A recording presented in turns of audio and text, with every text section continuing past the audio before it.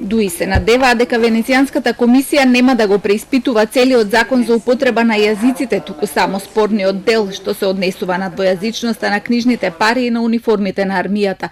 Делегацијата што е во дводневна посета на земјава се интересирала за сите аспекти на законот, почнувајќи од употребата во образовниот и правосудниот систем, па се до надлежностите на инспекторатот што треба да се формира.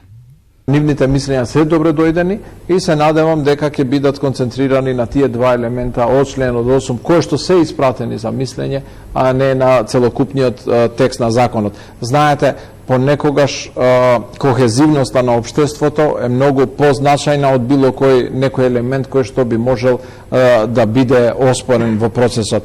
Сепак крајната одлука за тоа дали ќе се изјаснат за целиот закон или само за спорните одредби ќе ја има Венецијанската комисија. Кај нив беше испратен целиот закон кој веќе стапи на сила уште во јануари минатата година, со посебен акцент на членот 8 што се однесува на двојазичноста на парите и униформите. Се бара мислење дали е во согласно со уставот и со унитарниот карактер на државата. Спорниот член засега го нема во законот, но од владеачкото мнозинство велат дека ќе биде вметнат доколку комисијата се изјасни позитивно.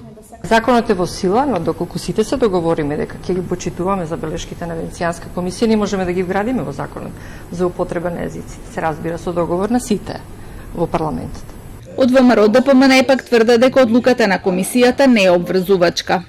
Ние ги информиравме луѓето, на писмено забелешките ќе бидат повторно пратени и она што значи оцена на уставноста, меѓутоа морам да потенцирам, затоа што и вашето прашање беше така, дека нема облигаторност во одлуката, односно она што ќе го донесе како заклучок Венецијанската комисија. ВМРО ДПМН се противеа на носењето на законот, поднесоа над 36.000 амандмани, но за нив не се ни расправаше затоа што председателот на Комисијата за европски прашања Артан Груби деловнички ја одбегна расправата. Делегацијата на Венецијанската комисија овие 2 дена ќе ги чуе мислењата на сите пратенички групи и на владата. Немаат конечен рок, но најавија дека ќе дадат свое мислење во октомври.